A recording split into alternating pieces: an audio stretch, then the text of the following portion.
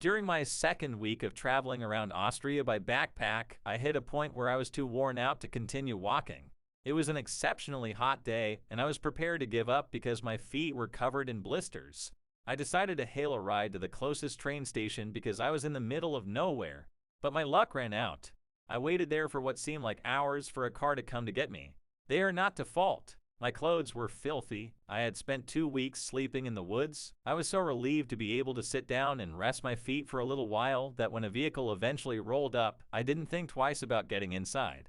I requested that the driver drop me off at the closest station so that I could board a train to Vienna, but he informed me that he was already going back there and would be happy to take me there provided I didn't mind him stopping so that he could load the truck. I didn't, so we kept on.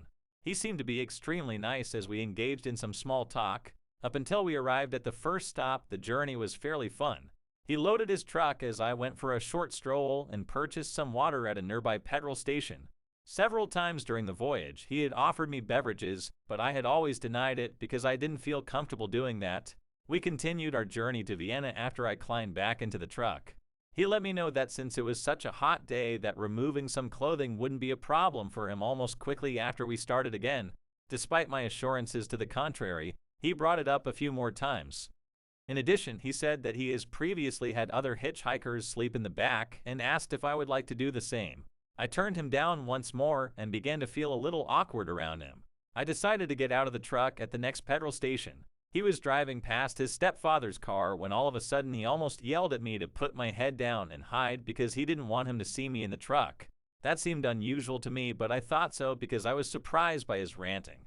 That solidified my decision to leave as soon as possible, so I requested him to drop me off at the next stop and made up a story about wanting to enter Vienna on foot and being able to do so because of his lift. He agreed, so I prepared my belongings. He abruptly turned to face me and remarked that I reminded him of someone he had seen before. I dismissed it, but he persisted that he could still recall my face. He inquired about my attendance at swingers clubs since he was positive he had seen me there in the past. I was taken aback by that and informed him that since I had never gone to one, this was not conceivable. Do you want to then? I'll attend one in Vienna. I'm positive you'll enjoy it, so let's go there together.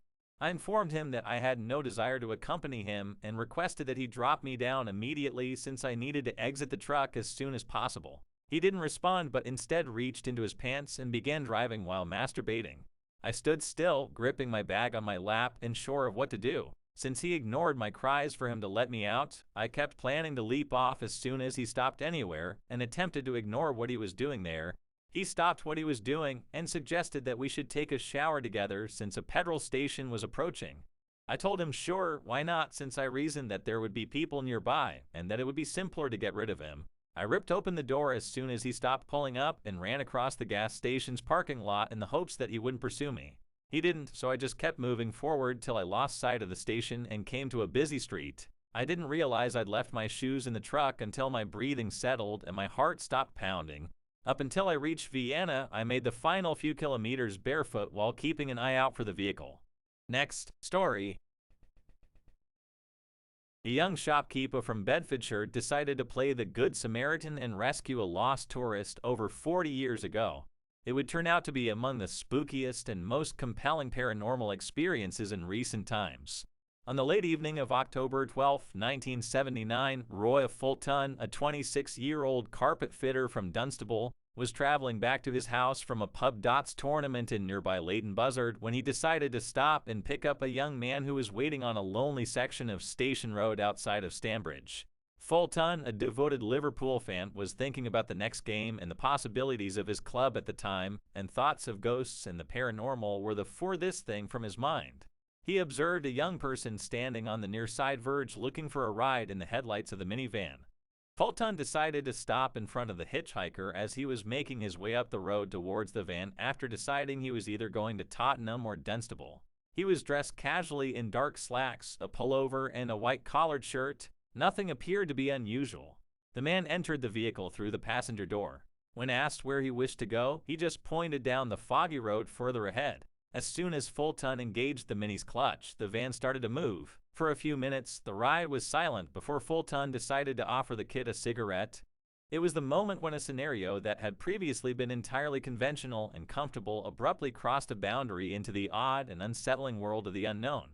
Later, he recalled, "I turned around to offer the lad one, and that man or boy was not sitting there. I leant forward and picked up the packet of cigarettes." Fulton was so startled that he abruptly stopped the Mini and turned on the inside light to peer into the back, believing the young man had somehow crawled into the back of the van.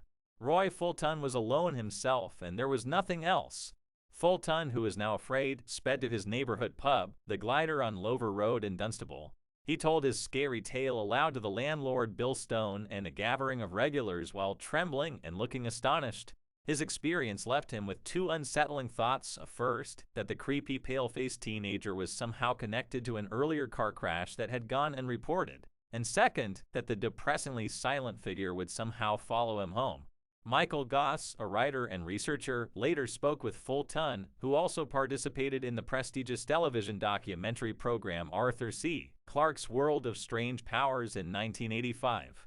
On both times, he related the identical tale that one night in October 1979, he went for a trip with a ghost without any variations or embellishments.